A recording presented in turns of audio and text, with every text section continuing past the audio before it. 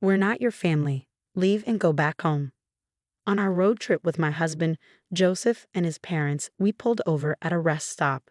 Stepping out of the RV, Joseph surprised me with these hurtful words. What? Wait, what did you say? It felt like he was someone else entirely, not the caring husband I knew. Seeing my shocked expression, the three of them smirked, and Joseph started driving the RV away. I couldn't believe it. They wouldn't leave me stranded out here. In a panic, I dialed a number, hoping for help, but my mother-in-law's response left me speechless. Did you really think you were coming with us? How audacious. Please don't make a scene and come back. I was excited about our trip.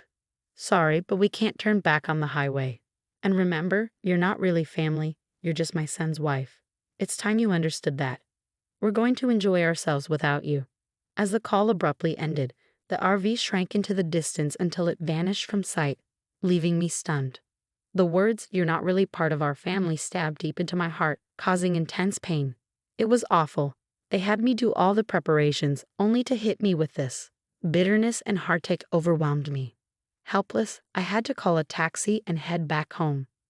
I'm Allison, 31 years old, married to Joseph, who's the same age. We got married 2 years ago, and Joseph bought us a house when I didn't want to live with his parents. It's close to their place, but I prefer it to living with them. Still, they're quite demanding, always asking me to run errands or clean up after them.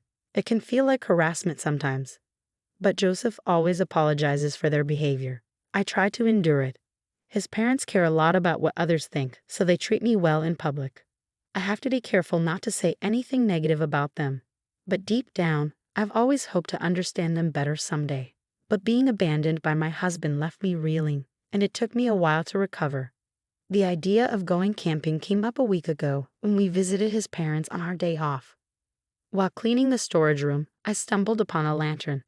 "Do you guys go camping?" I asked. "Huh? What do you mean?" My husband's parents seemed surprised. "Oh, that. We bought it just in case of a power outage. We forgot we had it." "I see. My dad loves camping, and I used to go with him a lot. So I wondered if you guys were into it too." When I mentioned my dad's enthusiasm for camping and his RV, my husband's eyes lit up. "That sounds great. I've always wanted to try it. Let's go on our first family camping trip next week for a night and 2 days. Allison, can you rent an RV? My dad loves his RV and takes good care of it, so I'm not sure if he'll lend it to us." "You'll have to convince him." When I hesitated, my husband pleaded. "It's our first time camping, and we don't know what we need. It would be safer to borrow your dad's RV. Plus, I really want to make my parents happy with a fun camping adventure. Please, Allison." With him asking so earnestly, I couldn't refuse. I went straight to my dad's place and laid out the situation. To my surprise, he was all for it. "Really? That's wonderful. I thought you might hesitate, considering how meticulously you care for it.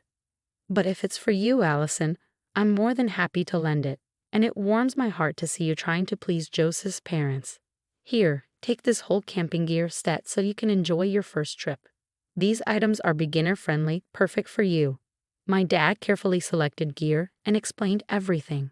It meant a lot to me to see how much he cared. I felt a surge of happiness. Maybe this camping trip could help me bond with my in-laws after all. "Okay, I'll get everything ready," I promised. I booked a campground with power access and a nearby hot spring. When I shared the news with my husband and in-laws, they were thrilled. "We're so lucky to have you, Allison. I can't wait," exclaimed my husband. "I'm glad to see you're excited," his parents chimed in. On the day of the trip, I hopped into the RV with my husband, bubbling with anticipation. We hit the highway, heading for the campground. My heart raced with excitement, but as we drove, my mother-in-law began making demands again. "Joseph, I'm thirsty. Can we stop at the interchange?" "Mom, I brought drinks. You can choose one from here," my husband replied. None of them satisfied her. "As my daughter-in-law, you should know what I like," she scolded. I'm sorry," I muttered. Stepping out of the car at the interchange to buy her a Diet pepper, as she requested, I was stunned when my husband spoke in a cold, unfamiliar tone. "Allison, you're not part of our family. Go home now." "Excuse me, what? What's gotten into you?" He seemed like a completely different person. He wasn't the Joseph I knew, the one who usually cared for me. Shocked and bewildered by his words, I watched as they laughed and the RV pulled away. abandoning me in the middle of nowhere. Was this some twisted joke? Panic rising, I made a call, only to be met with a shocking response from my mother-in-law. You really thought you could join us? How bold of you. Remember, you're not part of our family. Bye, we're going to have a great time without you. Stunned, I stood there, staring at the phone after the call abruptly ended. How could they? They had me do all the preparations only to leave me behind. What was Joseph thinking? Bitterness and sadness flooded over me, but I couldn't confront them. Instead, I called a taxi and went home. The next day, my husband and in-laws returned from their camping trip, chatting excitedly about their adventures. Not once did they apologize for leaving me behind. When I questioned them about it, their response was astonishing. I stood up for you, Allison, and they treated you so unfairly. It's ridiculous. We're not letting this go. I refuse to let them get away with it. We're going to get even. How? I've got a plan up my sleeve, and I know just the perfect spot for camping. Listen closely, my amazing dad. It's foolproof. With my father's words echoing in my mind, I returned to my in-laws' home, where my husband and his parents were still buzzing with excitement from yesterday's trip. It was the perfect opportunity to set them up. I put on a gentle smile, hiding my true feelings, and addressed them in a calm tone. I found an even more incredible spot than yesterday's. The autumn leaves are stunning right now. Why not go all out with a proper camping trip instead of staying in the RV? We could set up a tent, have a barbecue, and soak in the scenery. At night, the sky is filled with stars. Really? Where's this spot? It's a secret place I want to keep just for us. Can I come along as your wife? That sounds fantastic. It'll be a blast. Since it's a secluded area, I'll drive. I'll play my part as your wife and as my in-law's daughter-in-law. Can I join you guys? As expected, my husband and his parents were thrilled and agreed to let me join them. The following weekend, we decided to go camping again. True to form, they left all the preparation to me, and their nagging about discipline only intensified each day. I held on to my secret plan, meticulously arranging my revenge, and the day of our trip finally arrived. I borrowed an RV from my father, drove to a secluded campsite, and my husband and in-laws were thrilled. Wow, it feels like our own private getaway. They eagerly scoped out the surroundings, thrilled by the new setting. Let's take a walk and soak in the scenery, I suggested. Sounds good. Enjoy your walk. Come on, let's go. I ushered them off with a smile, then turned my attention to setting up. About 30 minutes later, my husband called in a panic. We're lost. I can't find your dad's RV. I'm heading back home with it. What? What do you mean? Don't worry. I left you with the essentials for a real camping experience. It was part of the plan my father had come up with. He thought it would be good for them to try some rugged camping, like being on a deserted island instead of a cushy campground with electricity and nearby hotels. You should set up your tent soon and gather wood for a fire. I know you don't have a lighter, so you'll have to start the fire the old-fashioned way. I left a pot so you can at least cook some rice. You left us behind. You were the ones who said I wasn't part of the family and shouldn't come camping with you. So I dropped you off at the campsite and sadly went home.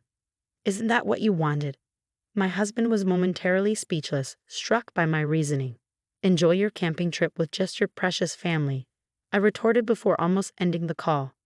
But my husband, consumed by rage, erupted into a tirade.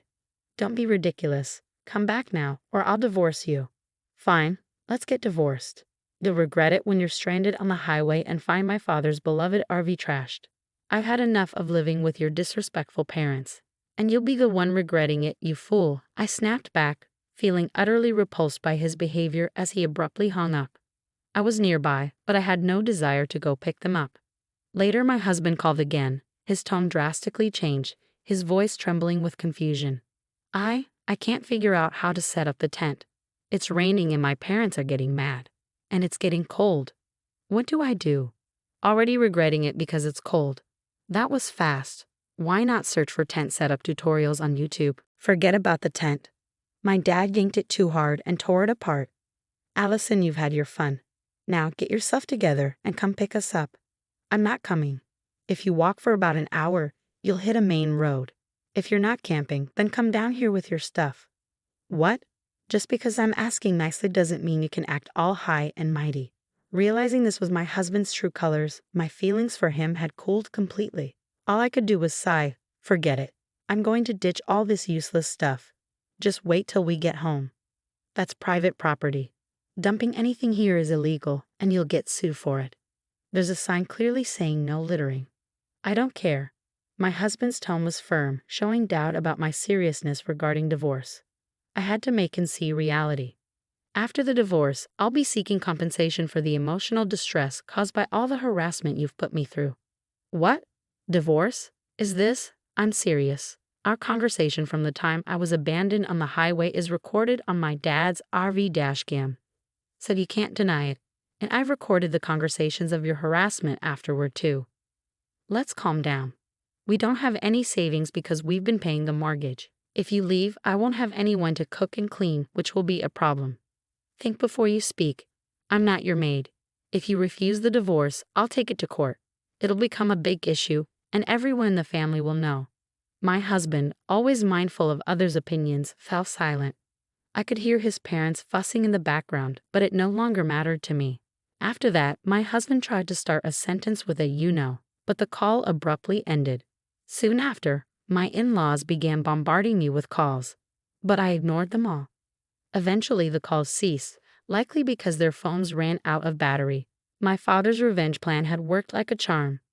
On my way home, I swung by to pick up the divorce papers, filled them out, and left them on the table before heading back to my childhood home, where my caring father lived. Interestingly, it took my husband and in-laws 3 hours to descend the mountain, a journey that usually only took one. You should have used Google Maps instead of bothering me with calls. How foolish. My husband, driven by desperation to make me stay, stormed into my parents' house, his fury palpable. "Allison, come out here now. I'll show you what happens when you defy me. If you've got something to say it to my father. He's pretty steamed, so watch out." My burly and imposing father confronted my husband at the door, giving him a piece of his mind and putting him in his place. Additionally, they left their tent and camping gear in the mountains, resulting in a lawsuit for illegal dumping filed by the mountain's owner. The one who filed the lawsuit was my father, who had inherited the land from my grandfather. With numerous cases of trespassing and dumping occurring, security cameras were installed, revealing the culprits responsible for the mess. Now, we wait to see what consequences they'll face. After finalizing the divorce, I demanded and received $1 million each from my husband and in-laws for the emotional distress they caused me. Struggling to keep up with their mortgage, my husband's house was foreclosed, and he now resides with his parents in their rundown home, living a modest life as a family of 3. But, as they say, there's no point crying over spilled milk. I returned to my former job before marriage, regaining the lifestyle that suits me.